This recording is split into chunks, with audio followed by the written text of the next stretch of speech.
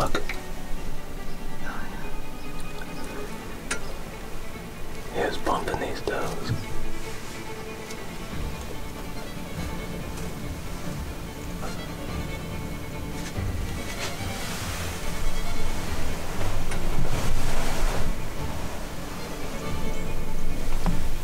He just pushed that toe so hard.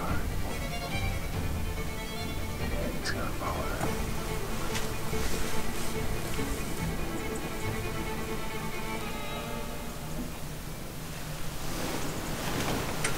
Right on.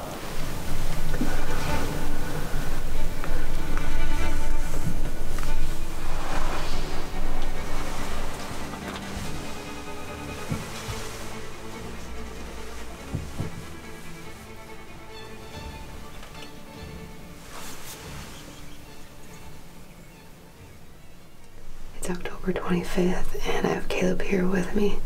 We're on his work for permission farm in this redneck blind that we've set a few times over these greens in front of us. When we first got in here, it was dark, but we could also tell there's some deer around us. It's actually really cool to see this big 4-year-old that came in. He came within like 5 yards. He was pushing does around. Looks like he just kind of chased off a doe off this food plot here, so it's a little windy. We got this rain last night that we haven't had rain in a long time, so we're just gonna sit back and hope that these bucks are on their feet, and we'll see what we see.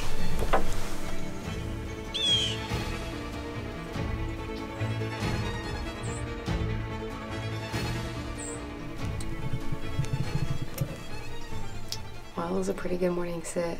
That 9-point ended up not showing up. Still really cool to see that 4-year-old though. This scrape tree, the cutting back camera that's in front of it, Caleb mentioned that he wanted to grab that card. We'll see what's on it, see if anything was hitting that scrape. We're gonna go get some breakfast and game plan and see what we're gonna do for this evening. We'll catch up with you guys then.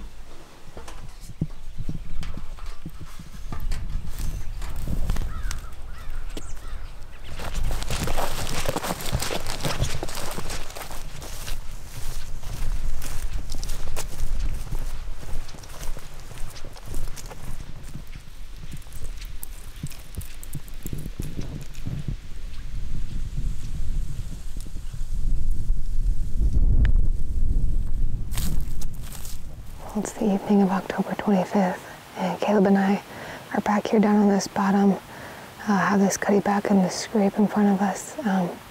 Again, we have the decoy out here, and I have the decoy on my bow. We elected to sit down here today because we had that Snorty buck on camera again this morning. Again, seems like an aggressive buck. That's why we elected to use this decoy. I have the doe on my bow right now, so hopefully he doesn't pay it any mind and it'll give me a chance to draw back a little bit easier here. So we're gonna stay tucked away and maybe we'll get an encounter with him.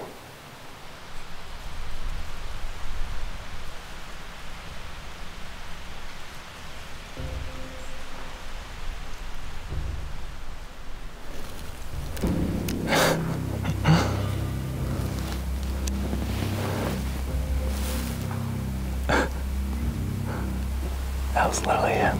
Yeah. He never saw us, but he saw the decoy, and I think he smelled us, and he turned around and ran. I know. What in the world?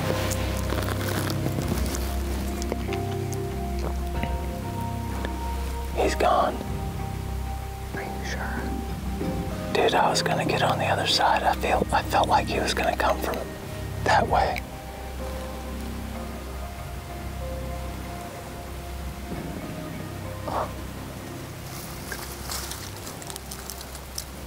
What just happened? He was at like 10 yards. Did he cross over to our side? Yeah. Could you have shot him? What? Could you have shot him? He was right here. No. He stopped right behind this tree and saw the decoy, and then he got her scent. He turned and went.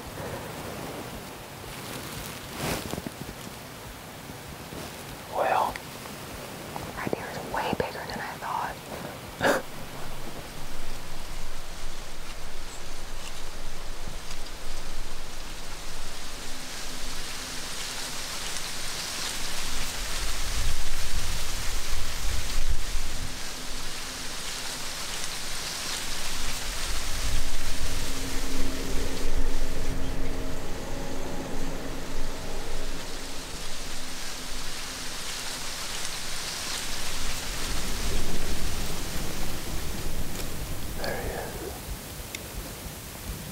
Gosh, I think it's the big deer.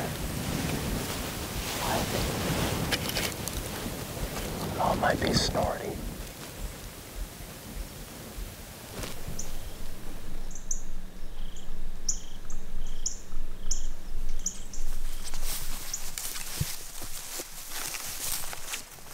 Well guys, that was an exciting evening. Snorty ended up coming like 5 feet behind Caleb. Came up this creek behind him. Caleb did whisper over to me, I think I hear a deer. I was like, okay. And it was silent, and then all of a sudden he just popped right up. Unfortunately, he was downwind of us. He never saw us, but he definitely caught our wind, turned around, and worked his way off. Caleb and I elected to move, did some calling. We did end up seeing him up above on this hillside with some other bucks and some other does just kind of hanging out. So thankfully he's still in the area. We're gonna game plan right now, and then maybe we can catch him again tomorrow morning. What is up? It is the morning of October 29th. Casey and I, we wrapped up a couple more hunts, and gosh, it was really slow. It's been a rough October. We have lost a lot of bucks, you know, a lot of the mature bucks anyway, but it just seems like they've been tighter this year. I don't know, tighter, not hitting scrapes as much. The cameras have been really slow, but even scouting. I mean, I've put all my personal October sits have basically been scouting or doe hunting, and gosh, it's just been really tough trying to lay our eyes on a mature buck this year. But nonetheless, I've got some good news. This front that's coming through on Thursday, Friday is insane. If you guys do not have Friday off, you're a joker. You absolutely, positively have to call in to work and get a sick day called in. Time of the year and just the weather is lining up too perfect. I think that Friday morning, it's perfect wind speed. It's not too less, well, not too much. It's not too much, not too little wind, and the temps are going to be cold. It hasn't been that cold, I feel like, all season. I mean, it's going to be 29 or 30 degrees where I'm hunting, and I'm excited about that. We haven't had much of that here recently. It's been in the 80s all year, but Casey has a stud of a deer that I think that I can get her on. It's over at the River Bottom Farm. We've been filming this deer ever since I believe he was 2. He's 6.5 this year. I've hunted him. Collins has hunted him. Rye's hunted him. I've taken my cousins in to hunt him. There's been a lot of people hunting this deer, but I've been staring at trail cam pictures of him. I pulled the HD card yesterday, and gosh, I had no idea he had that much mass. The phone pictures just don't do the high res pictures any justice. So what else? Gosh, I just haven't been sitting very much because I honestly don't have a target, you guys. But that changed this week. I have a target. I had a deer that I thought was dead. Sorry, there's a beaver in the pond. He ain't gonna be there much longer. What was I talking about? Shoot. Hey, yeah, I got a big deer. He's back. I thought he was dead. He is not dead. Based off of recent intel, we got eyeballs on him. I think I have a really good shot at killing this deer. I'm just gonna stay a little bit covert with it, just because it's a little bit of pressure in this area. So, yeah, other than that, I'm gonna be self-filming the rest of the year. It's something that I've been talking to Josh about it. It's something that I kind of saw myself doing next year and years to come. And I think that I'm gonna have a blast doing it. I love Zeb, love Shay. I talked to Shay yesterday. I talked to Ben the other day. I need to give old Peros, Jacob, a call. He helped me out, what was that, the Hog Junior year. Been tight with all of these guys, and it's been really fun creating relationships with them and seeing them prosper and grow in the outdoor industry. Jacob's working with Dr. Duck now down in Texas. Ben's down in Georgia. He's working as a firefighter, and then he's working with guys like Chad Mendez Still going out filming, grinding, hunting, making videos. Seamus just got done this past spring doing a turkey tour. He's working with his dad. I mean, they're all killing it. So it's really cool to see that they're all out there in the industry still killing it and getting things done. But other than that, I can't think of anything else. All right, I can think of something else. I had a couple guys say that they wanted to see the Lucky and OG Euros. I haven't, honestly, you guys, I have not taken any, I have not moved any carcasses this year as far as dead deer go, because there has been so freaking many, and I don't want that kind of stink all I don't want that kind of stink all over my place. I mean, there's just so many deer this year that died. I don't have enough room around here. The cats would be in them, Chief would be in them. Terrible. All right, let's expose my dirty couch. There they are. I can do better than that.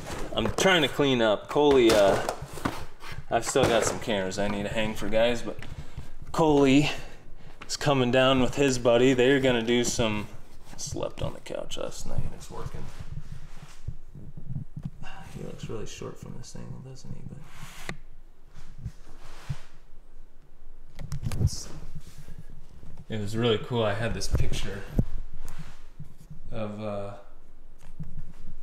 all three of them right next to each other. It's just, gosh, I could look at these deer all day. But yeah, look at that. Beating them, Lucky, was so cool.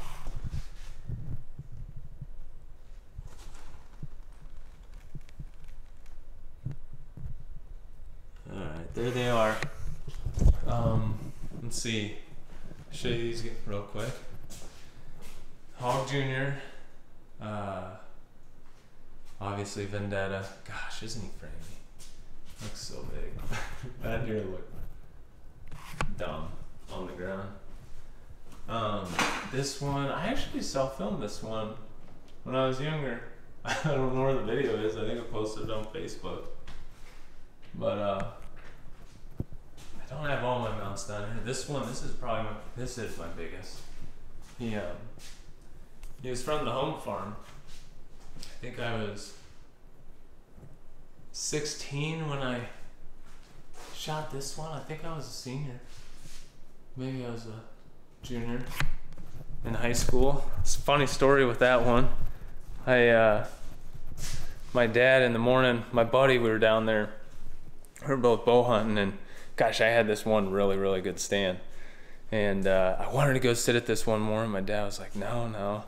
Like, you're gonna go sit over here, send your buddy Brecken, you send him over here. That's where he can hunt, put him in the better spot, and you sit over here. You might not see as many deer, but you might see a big one. And gosh, I was sulking all the way to the stand. I was like, oh man, Dad loves Brecken more than he loves me. Anyway, I get to the stand, and first light, there's two really good bucks. They ended up coming in and fighting right in front of the stand, and probably like 20 yards, honestly, I was gonna shoot probably one of them after they broke up. And then all of a sudden I looked to my left, and this deer popped out of nowhere, came marching in, grabbed my bow, and all I could see was half the rack, and all I knew at that age was he's good enough. Ended up hard shooting him. It was the craziest blood trail ever. That's why if you guys ever see me shooting my broadheads, I shoot muzzies. I've had so much success with them, just the 3-blade, screw them together kind of deal, broadheads. And that deer, I've never seen a blood trail like it. I hit him in the heart. I punched it through the shoulder just because he was so close. And there was a constant line of blood the whole way to the deer, maybe like 150 yards. It was the most insane thing I've ever seen. But it's crazy. These animals are tough, and they're a lot more smarter than what people give them credit for. But it's about to get gnarly, boys. It's November. It's right around the corner. What do we got? 3 more days and it's here. But Coley will be down here this week as well, so I'm sure there'll be some fun stories. He's gonna go hunt Missouri. And yeah, I don't know, I'm just excited. It's gonna be a fun November this year, I just know it. And I can't wait for it to get underway. So thanks for watching this week, I appreciate it. See you guys on the next one.